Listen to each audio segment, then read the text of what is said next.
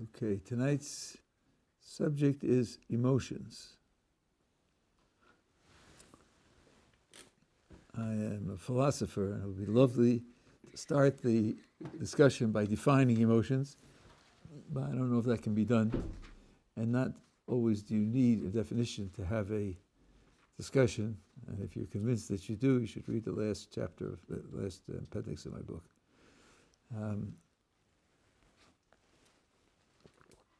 I think there's a lot of confusion about emotions. There's certainly enough contradictory books written on the subject. Philosophically, psychologically, practically, there's a lot of confusion. And I'm not going to offer any magic bullet to clarify the whole subject. I want to offer some insights, especially the place of emotions in Torah life. And I want to start with two obvious questions which have been discussed a lot. Emotions seem to be things that happen to people.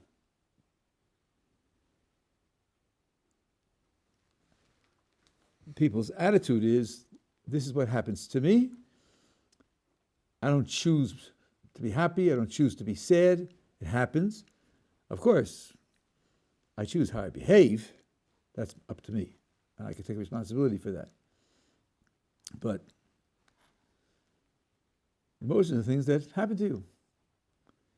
And as such, there can't be anything inherently right or wrong about emotions. What you do about the emotion could be right or wrong. But having the emotion can't be right or wrong. And since they just happen to you, they're not under your control. Now, if those two propositions are correct, that there's no such thing as right or wrong about emotions, and they're not under your control, then clearly there can't be mitzvos about emotions, divine commandments, that this is what you must feel. And there are divine commandments, quite a few, like rejoicing on holidays, or serving God with joy, or loving God, loving fellow Jews, or hating evil, or trusting in God, which is at least in part an emotion. So if there are mitzvos commanding emotions, then right and wrong have to be available, and they must be under our control. So what we need to clarify is why and how there are rights and wrongs about emotions, and also how they're under our control. Well, I want to start with two small observations which have been made in the philosophical literature.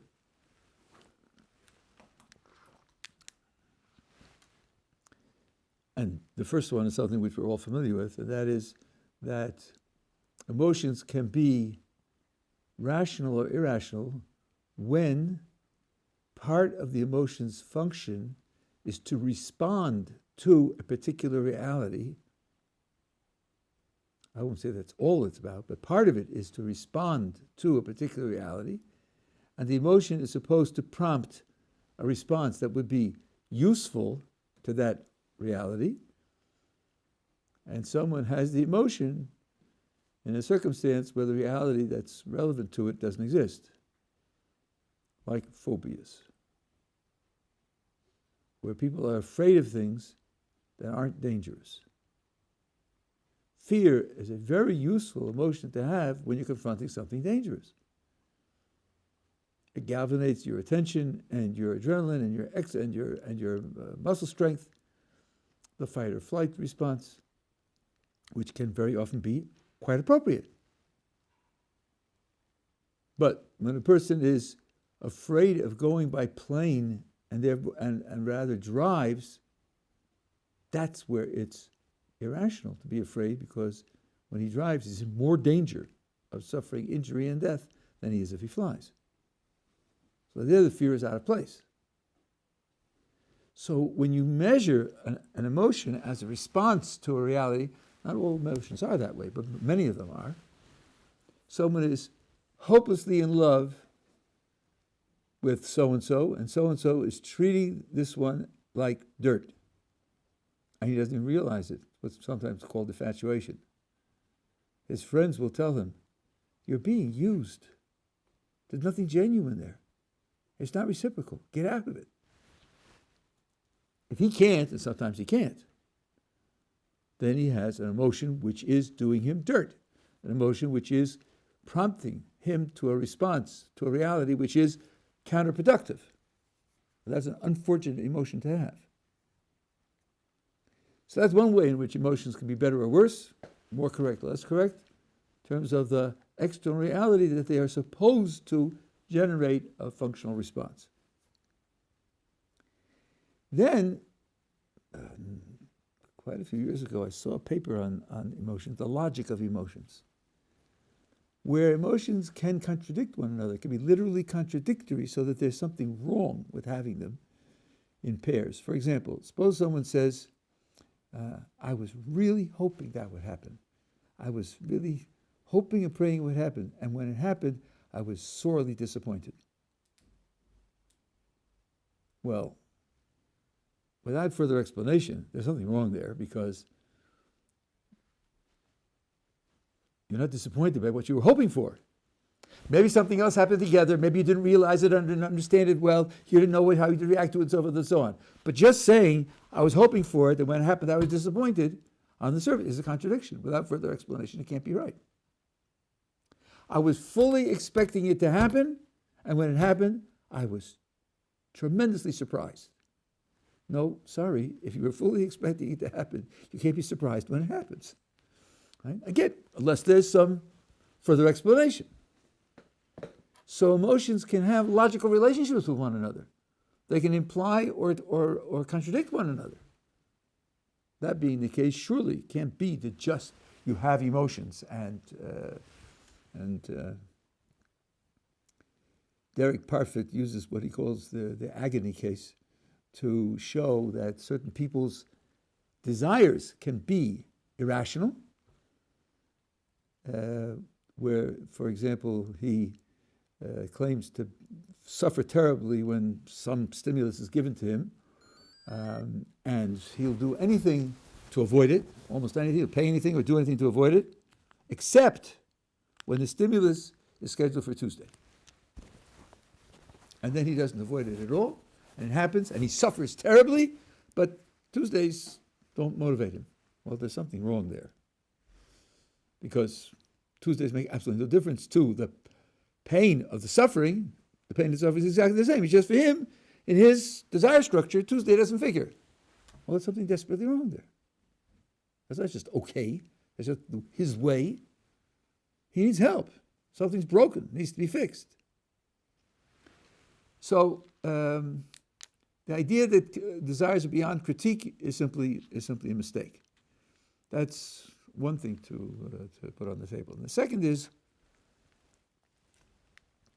when people think of having control of their desires, their emotions, the model that comes to mind is, can I decide to be happy when I'm sad? Just decide. So I'd be responsible for being sad, because I could just simply make myself happy by deciding. Now, I usually say that that's not possible. I once had a student here who said, I do that all the time. I just decide and I am. I said, well, okay, you're perhaps very fortunate, you have the kind of control, but for the rest of us who are human, who are normal, we can't do that. But that doesn't mean you can't control your emotions. There's vast industries whose purpose is to control emotions, and not only the emotions of others, but your own emotions as well. Let's think about people who are unhappy or depressed.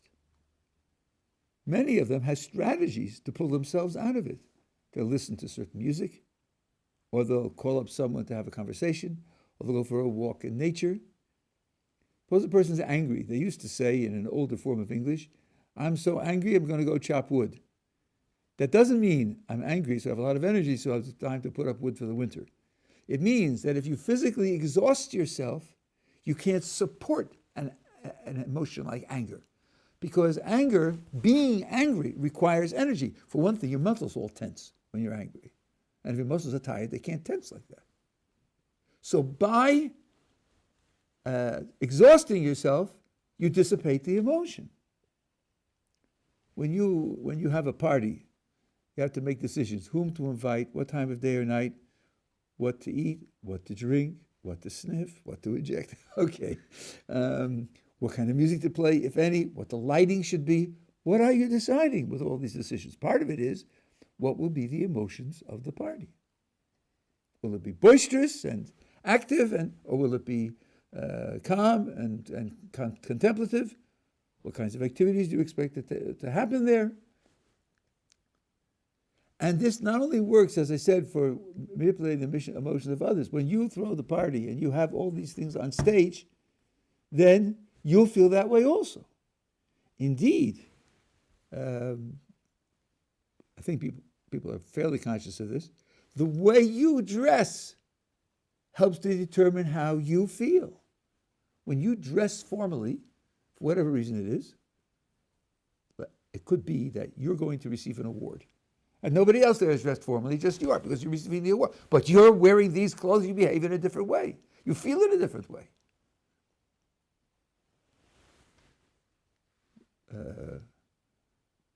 I used to perform classical music, and you wore, for a good real performance, you wore fancy black nightwear, and you feel differently when you put those clothes on. You feel the significance of what you're doing. So there's no question that we do have control of our emotions, but it's indirect control. By engaging in certain activities or setting a certain environmental setting, we can stimulate the emotions and thereby acquire emotions. At least temporarily, we can experience emotions they otherwise wouldn't have had. So, let's take a practical example from Torah life. On Shabbos, you're supposed to be joyful. Yes, I know, the verse says, V'samachta b'chagecha, you should rejoice on the Chag, and Shabbos is not a Chag, according to many anyway, it's not a Chag, okay? But all the songs that we sing on Shabbos talk about joy, Simcha, Menucha v'Simcha, or La'ihudim. And the fact is that there's a reality of Simcha on Shabbos, and it's even enshrined in a verse in the Torah, because the Torah tells us to make trumpets, silver trumpets, and blow them on various occasions. And the occasions are described in the verse as Yom Simchaschem Umodeichem V'Rosh Chadshechem. You should blow the trumpets on the day of your joy, and on the holidays, and on the first of the month. No, we know what the holidays are, what the first of the month are, but the first one on the list is Yom Simchaschem. Which kind of day would that be? And the Gemara says, Eila Shabbosos, that is Shabbos. So the Torah is calling Shabbos a day of joy. So now, it's Friday afternoon. Here we are in Jerusalem, where sunset's at 4:40, and it's 4:15. 25 minutes to happiness. Watch the clock tick. Sun's going down. Happy! Well, if that's all you're doing is sitting there and watching the clock tick and snapping your fingers, it's unlikely you're going to feel it. But you've prepared for this. First of all, you're not going to work. You're not going to do your job. You're going to be together with people whom you love. You're going to sing, maybe even, if you have the right persuasion, dance a little bit. You're going to read poetry. You're going to commune with the Creator. You're going to hear words of wisdom. You're going to have 2 sumptuous feasts with wonderful fare for the meal. Why shouldn't you be happy? Under those conditions, why shouldn't you be happy? You've created close to an ideal environment for yourself. And that's the right way to do it. That's not cheating, because you're manipulating the physical world to feel the emotion. No. The occasion requires the emotion, and that's the way in which you satisfy that obligation. Indeed, we celebrate great events often with a banquet. whether it's a wedding or it's celebrating, let's say, graduation, which you do with your friends and family. Why? Because the pleasure that's accorded to the body is integrated with the emotional pleasure that you have in the event and the rejoicing together with others. And it creates an atmosphere that's totally given over to the joy of the event. Indeed, the Gemara says that there are two ways to celebrate holidays. Because one verse describes the day as a day for you, and another verse describes the day as a day for God. And the question is how to balance the two of them. So Machlokes Tanoim, one Tana holds that you should split it 50-50, and the other Tana holds you should not split it 50-50. That's wrong. It should be 90-10 either way. Either 90% praying and studying Torah and singing to God, and 10% physical enjoyment, or the other way. It should be 90-10. That's the general disagreement. But the Gemara says, one thing's for sure, on Shavuos, the anniversary of the giving of the Torah, it can't be, now listen carefully, because it's not what you expect, it can't be 90% studying Torah and prayer and 10% banquet. Can't be. It's got to be at least 50% banquet. Not too much study of Torah on the day, which is the anniversary of receiving the Torah. Does that sound natural to you? Wouldn't you have thought on the day in which we receive the Torah, that would be the prime day to have 90% study of Torah and prayer, and only 10% feasting? But you're not allowed to do that. So Rashi says, why? Because the body also has to rejoice in the giving of the Torah. Noach was to show that giving the Torah is good for it, appropriate for it, natural for it. Why does the body have to show that? Because the purpose of the Torah is to affect, to elevate, to sanctify the whole of the creation down to the bottom. And as some of you know, because of the Gemara in Shabbos, when Moses went to heaven to get the Torah, and the angels objected and said to God, give it to us, don't give it to them, they're not going to fulfill it. He who has the Torah determines this flow of divine energy to the whole world. Give it to them and everybody's going to suffer, them included, and us also. Give it to us, we'll do a much better job. And what did Moses answer them? He said, one of the mitzvahs in the Torah is honoring your parents. Do you have parents, angels? One of the reasons for many mitzvahs is remembering that you were slaves in Egypt. Were you slaves in Egypt? And they realized that his arguments were good. Not only that, they were so happy with his arguments, they gave him gifts. Why did they give him gifts? Because the message he was telling him was this: the Torah has to go all the way to the bottom. And that's where we are. We're on the bottom. We live in the mud. That's where the Torah has to reach. If God gives you the Torah, it's going to stop halfway down. It's not going to reach the bottom.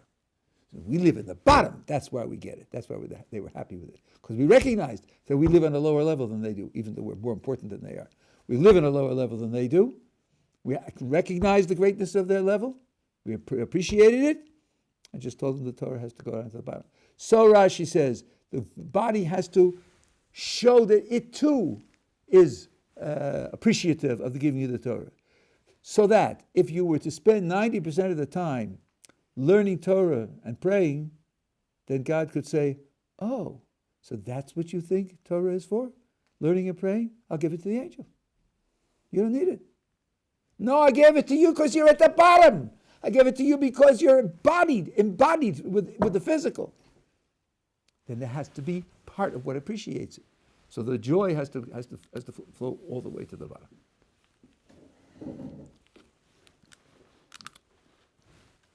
So the idea of taking responsibility for our emotions, like the emotion of joy on Shabbos, is accomplished by manipulating the circumstances of the physical environment in order to make that happen.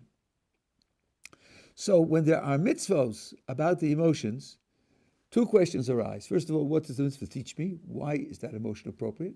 You have to think it through and realize its implications. And the other is figuring out a strategy to actually produce that emotion. I'll give you an example of each. Everyone knows that there are many mitzvot to remember the destruction of the temple. Whether it's the 3 weeks in the summer, including Tisha B'Av, or it's putting ashes on the forehead of a chassan, or breaking the glass at the wedding, or leaving a square of the wall of your house unpainted. There are many things that we do to remember the destruction of the temple. That's called Zecher l'Churban in Hebrew, memory of the destruction. But then there's something else called Zecher l'Mikdash, remembering the temple. And that's not like this at all. At the Passover Seder, when we eat the matzah, when we have the temple, we eat the matzah and the Paschal sacrifice and the Morah together, or eat the three of them. Hillel said, make a sandwich out of it. The Hillel sandwich, kricha. Take the three of them together and eat them together as a sandwich. So, we do that at the Seder after eating the matzah separately, and we eat the Morah rabbinically separately. We then eat them together as a sandwich. Zecher l'Mikdash kehillel. Remembering the temple like Hillel, do what he did. What are we doing? Introducing some mourning into the Paschal and Passover Seder? Not really. Not really. We take the lulav and esrog on Sukkot, 6 days, the whole of Sukkot minus Shabbos. Well, the biblical mitzvah is everywhere in the world only 1 day, the first day. In the temple, it was 7 days. So what happened? How come we take it everywhere, every day but Shabbos? The answer is, Zakai said, Zecher l'Mikdash, as a remembrance of the temple, we should do similar to what was done in the temple. Are we introducing an element of mourning into Sukkot? Not really. We're doing something as a memory of the temple, not of the destruction. And what we're doing is something similar to what was done at the time of the temple. So what are we doing? The answer is, metaphysically, it means the temple isn't entirely absent. It's not entirely gone. There's something of the temple still in existence, and we can access that. We can realize that. We can connect to that and integrate it. And we have a responsibility to do so. So our attitude towards the temple is a double attitude. There's the destruction which we mourn, and there's the remaining presence of the temple which we access by performing similarly to the way the temple we did in the times of the temple, and that way we can integrate it. And then they're both called zecher, they're both called memory, and now they become two different aspects of memory. If something's very, very precious, so if it's lost, you mourn its loss. And if anything of it is left, you treasure that which is left. And the two of them together give you a two-dimensional attitude towards the temple, towards the centrality of the temple in our thinking. So that's a very profound lesson from the requirement to distinguish these two different ways to relate to the temple. By the way, what I'm telling you now all comes from my Rebbe Zatzal, the Boston Rebbe, who was the first to introduce me and many others. He actually published it in an article, this idea of Zecher l'Mikdash versus Zecher l'Churban, and also the responsibility of taking responsibility for our emotions in the general way that I described, by engaging in activities that stimulate those emotions. Are we together so far? Okay, now, one of the emotions which is a central mitzvah and which people find extremely difficult to relate to for the reasons I said before is love. How can you be commanded to love? Okay, happiness I can understand. Joy, because as we said, you could set up an environment which naturally stimulates joy, but love?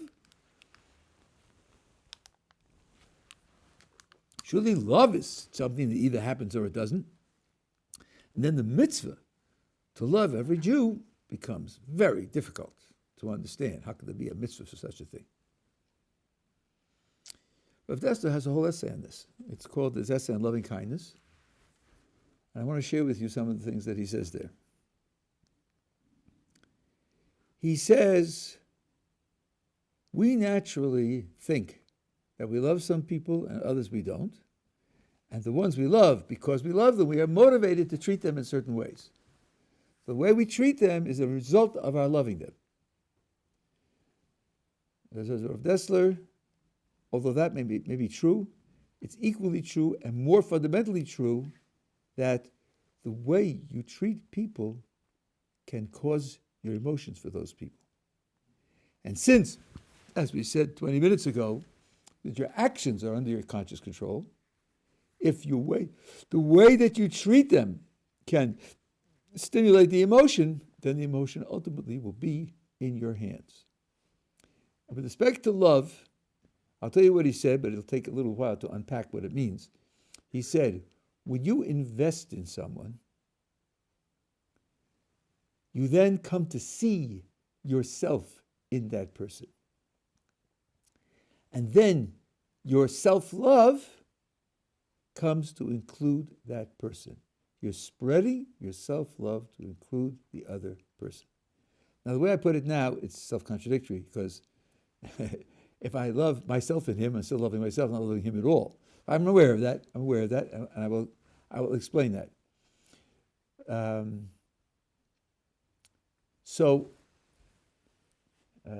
First of all, let's start with the verse, and he does this. Love your fellow Jew, not your neighbor, as yourself. Is self-love good, positive, recommended, okay, tolerated, opposed, to be expunged? Let's see. I should love Ruvain as I love myself. Well, if I thought the goal were to love myself zero, and then the verse says, love Ruvain the way you love yourself, and the verse is telling me, love Ruvain zero. That's probably not the right outcome. That's probably not what the verse means. It does seem like the verse is taking for granted that I do love myself, and then it's telling me, love Ruvain that way. So self-love seems to be a good thing. Now, what does it mean? Love Ruvain like yourself, as much as yourself? Is that what it's saying? Some commentators say yes, and they discuss whether that's possible or isn't possible, whether it's really an exaggeration, and so forth and so on. Rav Dessler says it doesn't mean as much as, it means love Ruvain with exactly the same love of loving yourself. Use your love of self to love Ruvain. Not as much as, but the same way. With the same tool, the same gesture, so to speak. But now we're facing the contradiction that I mentioned 90 seconds ago. How can I love Ruvain by loving myself? And the simple answer, again, is if I project myself onto Ruvain and I see myself in Ruvain, then I'll be using my self-love to love him. And we're still facing the contradiction, but if it's you in Ruvain that you see, if you replace Ruvain's face with a mirror, and you see yourself over there, you're not loving Ruvain at all. You're just loving you over there. We'll get to that. The short answer is that the nature of the self changes. It isn't the same self anymore. I'll take some practical examples, and then I think at least you'll be oriented to the process, and then we'll go back to the philosophical definitions. Let's consider cases where you invest in another person. This is an experience which Rabbi Salanter had, which I read in Rav Lester's essay. Salanter lived in a number of different cities in Europe. I don't know which one he was in, but he's on his way home from someplace, some trip, and he's riding the train.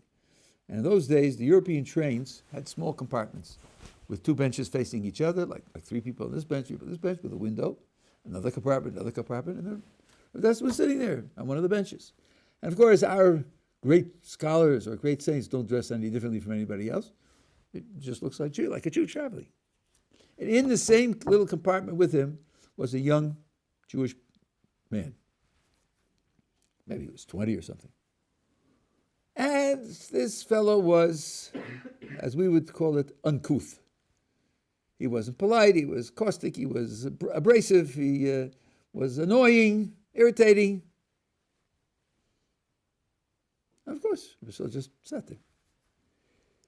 Came the stop where Rousseau was getting off. It turns off that man also got off, that young man.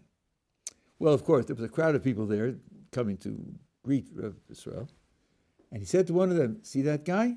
Follow him and find out who he is and what he's doing here. So he did. And came back sometime later with a report. He came here from out of town to take an examination on shchita, a ritual slaughter, to become a shochet. So Yisrael said to the fellow, follow him, find out how he does. And it turns out that he flunked the exam. So then Yisrael said to his messenger, invite him here, to my house. Invites him, and Yisrael said, I understand that you took the examination for shchita and that you didn't pass it. I have an offer to make you. Come live in my house. I'll support you, and I'll teach you the laws so you'll know them well enough to pass. Well, the guy had no choice. You know, he was from some town, and he had used up his money, and he was hoping to pass the exam. So he took the offer, and it took several months, until finally he did pass the exam. When he came back to take his leave of Israel, he said, I have a question to ask you. I remember the train trip. I remember how I behaved. And you have taken such exquisite care of me. You really saved me. Why did you do that? Israel said to him, you behaved badly on the train, but I have a principle that when people irritate me or disturb me in that kind of way, I forgive them on the spot. And so I did. I forgave you on the spot. But how can I be sure that I really forgave you? How can I be sure that in the bottom of my heart, I didn't bear any resentment? And I know that if I invest in you, then I want you to succeed. And then I won't have any resentment. I won't wish you evil. If I prepare you for the exam, I want you to pass because I prepared you. So that your passing the exam is a certification of my efforts. I achieved what I wanted to achieve. So that being the case, I wanted to invest in you to make sure that I didn't bear you any ill will.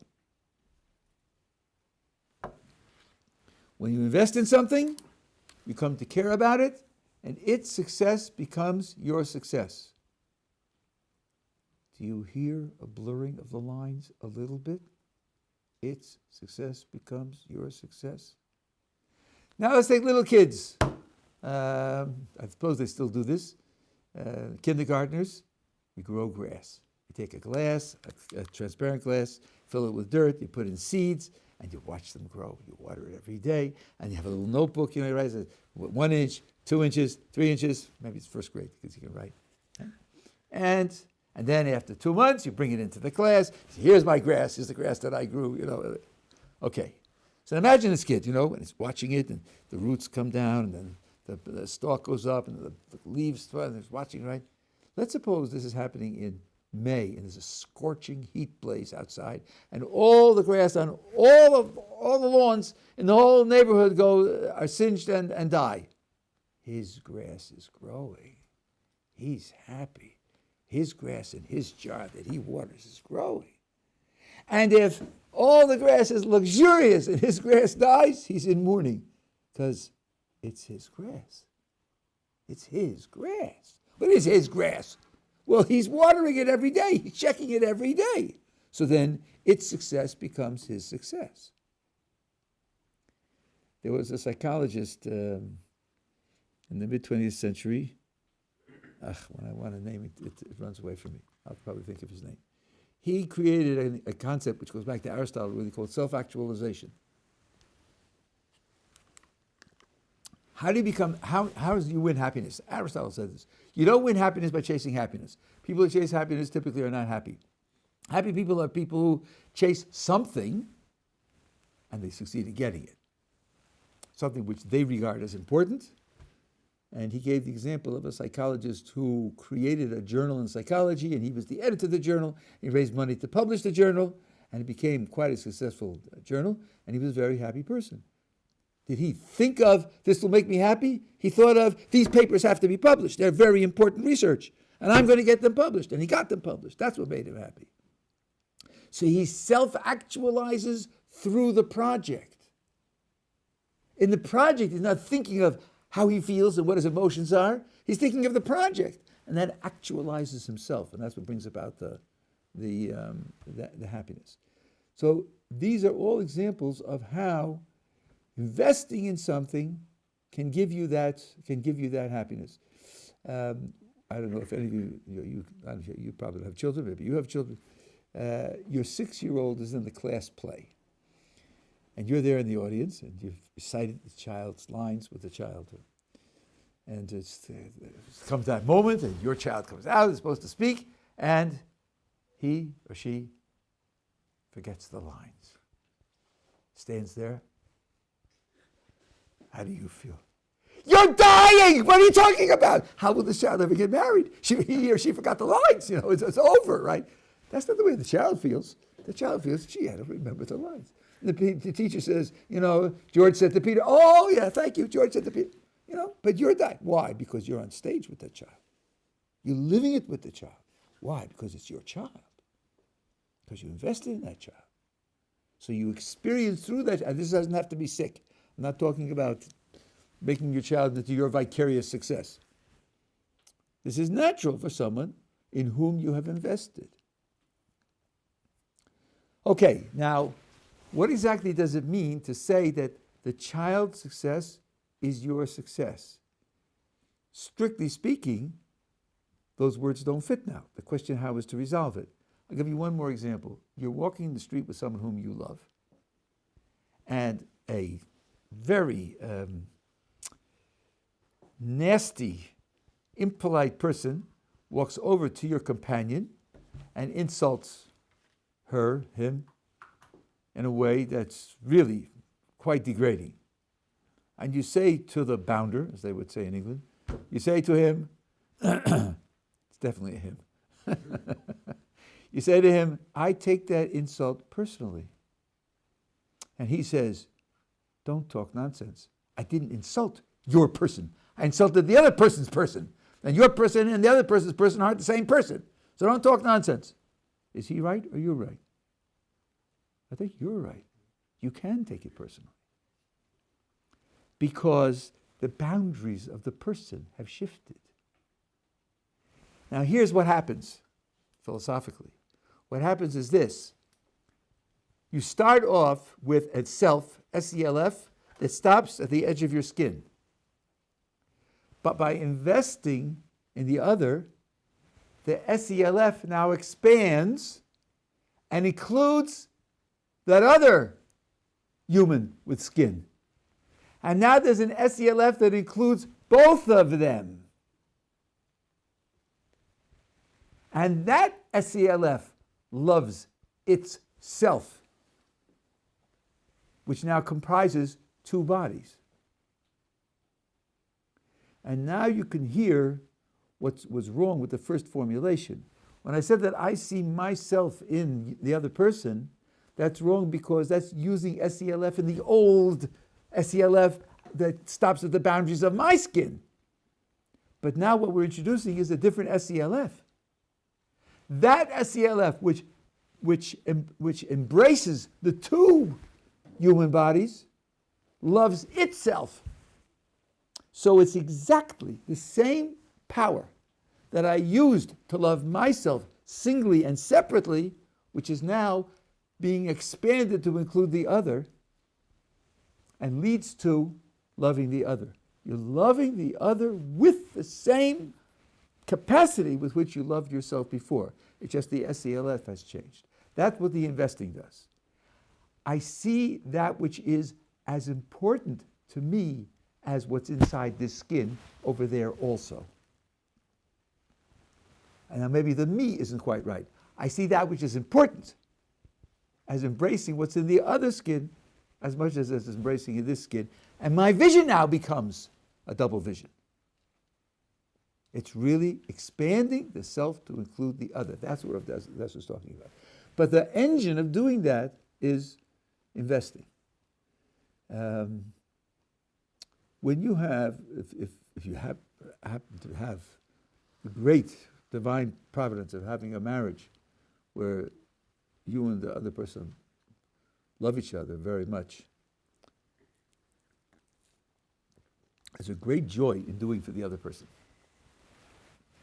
There's great joy in seeing the other person's life go better. Now, the question is asked, is the joy in seeing the other person's life go better? Or is the joy in my making the other person's life go better? And it makes a gigantic difference, because if I make the other person's life go better, then I'm a bigger success. I'm more powerful. I have more to give. I'm more generous. It's very self-reinforcing to give to others, because that credits your character and it credits your capabilities. Now, how would you be able to tell whether, when you do something for someone whom you love and you get a thrill out of doing it, whether the thrill is coming wholly from your feeling of being successful in giving, or whether it's at least coming in part from your love of the other person and your joy that the other person is in a better position. Here's the test. Suppose that the cause of the other person's position being bettered is somebody else. Do you feel nuts, a lost opportunity? I was supposed to do that, not the other person supposed to do that. Then the joy is coming from your reinforcement of yourself as a giver and as having talents and abilities and capabilities and resources. But if somebody else benefits the one whom you love, and you think, wow, what a wonderful thing to happen. That person is now in a better place, and you get joy out of it, then at least part of your motivation is that the other person should be in a good place, not that you're putting that person in a good place. That means part of you is, part of what's going on is seeing the world through that other pair of eyes. This is the idea which is found in sources of marriage, where when we talk about marriage creating shleimus, completion, it doesn't mean I'm incomplete and she's incomplete, which is true, and we get married, I become complete and she becomes complete. That's a wrong description. What happens when you get married is that I and she together form a single new thing, brand new entity, and it is complete. I'll give you an analogy. You have a violin sonata by Beethoven, the Kreutzer Sonata, and it has a piano part and a violin part. So if you hear a violin just playing its part without the piano, you know something's odd, because part of the time he's counting rests, 1, 2, 3, 4, 2, 2, 3, 4, 3, 2, 3, 4. What's he doing? No music, because that's when the piano's playing, and vice versa with the piano, right? So something's wrong. But it isn't that he's an incomplete violin. He has 4 strings. He has a bridge. He has a bow. Everything's fine. Piano's not incomplete. It has 88 keys. Everything's in tune. The music's incomplete. When the two of them play together, you get a new thing called the sonata. And the sonata is complete because it has the 2 parts. So when I was a professional, but I was a long-time classical musician. When you're playing the violin, in the Kreutzer Sonata, you're hearing the violin and the piano. You're hearing both. And you're playing in such a way as to meld with the piano and vice versa. There's an exquisite sharing going on in chamber music. If you notice, chamber music doesn't have conductors. How do they know where the beat is? Because their peripheral vision, they feel the motions. They hear the breathing of the others. In a string quartet, like one person in 4 bodies.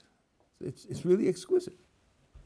So this is the way in which you can come to achieve that larger self.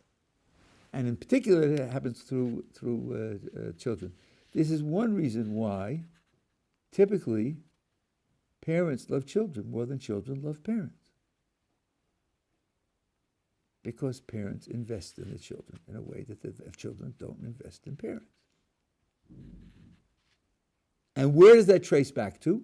Like everything else in Torah terms, it's got to trace back to some kind of Torah principle.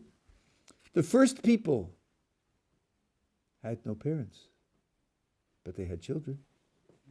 So it's built into the human experience. Love of children is built more fundamentally into the human experience than love of parents, because love of parents started only in the second generation, not in the first generation.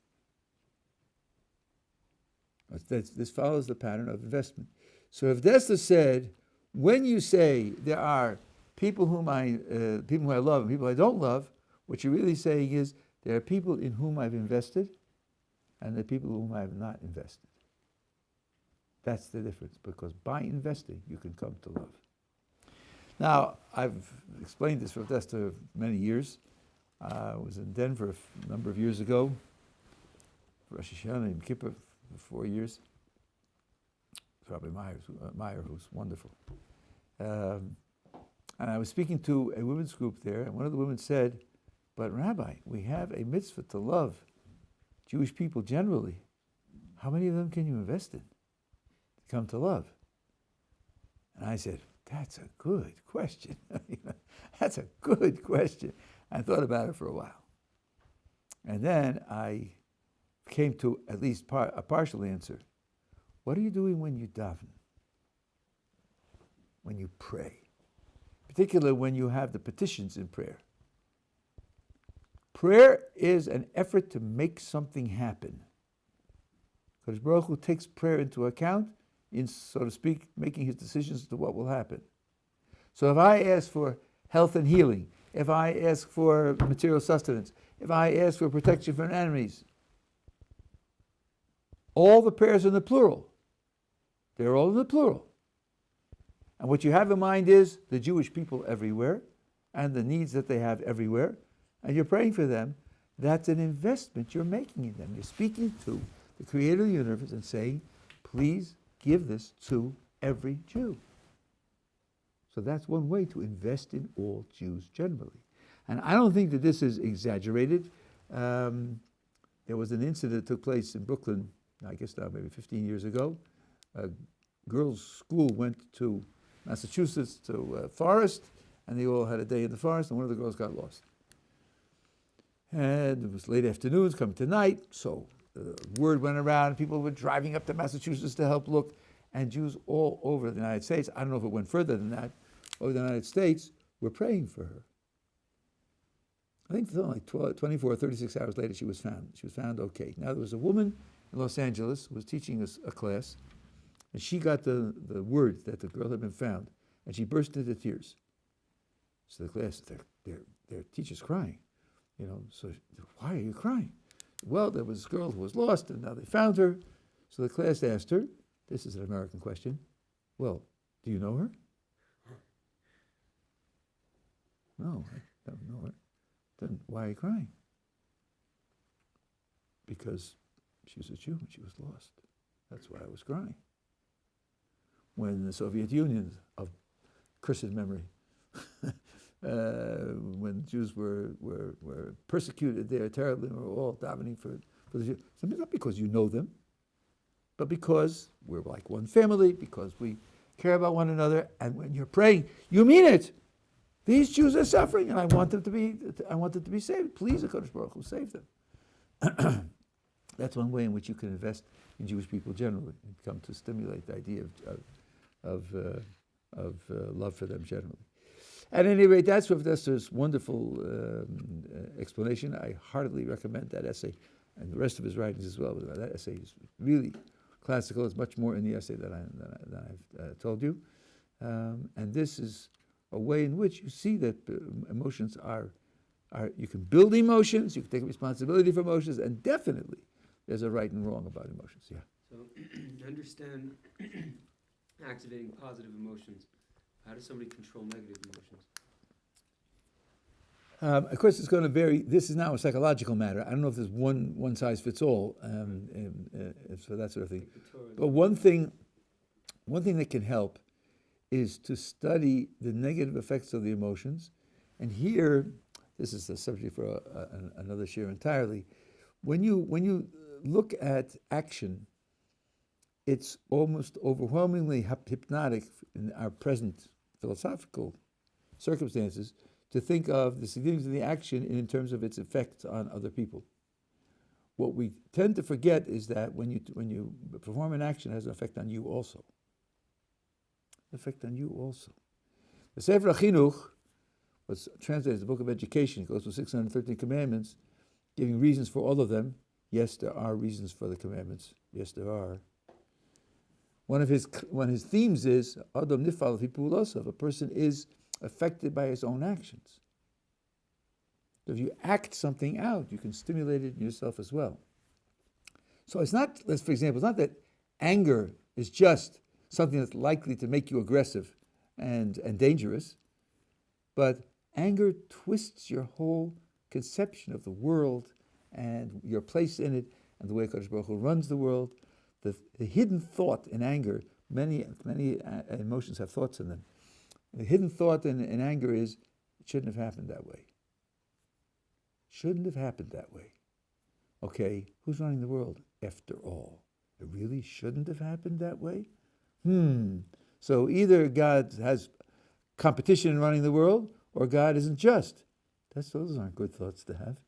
So the emotion twists you. It ruins you. Ruins your whole attitude towards the world. With the moon, you wouldn't have anger. But the point is, emotions can twist your mood. Emotions can destroy it. Right? Ramchal writes about that in the Mesilas Yesharim, that the emotions can pervert your seichel, can pervert your mind. Isn't it as if your mind is okay, everything else will be okay? There's a struggle going on. And it requires, this is the difference between two different schools of thought, Chabad and Chagas.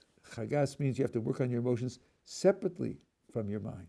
If you ever heard about a Mussar Yeshiva, where they can take the same phrase and they can say it 200 times, slowly, deeply.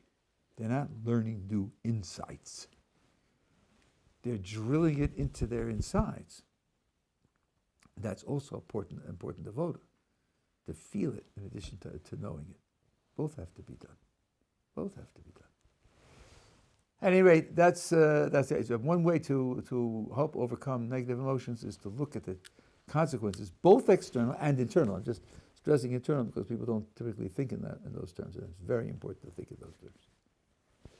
Okay.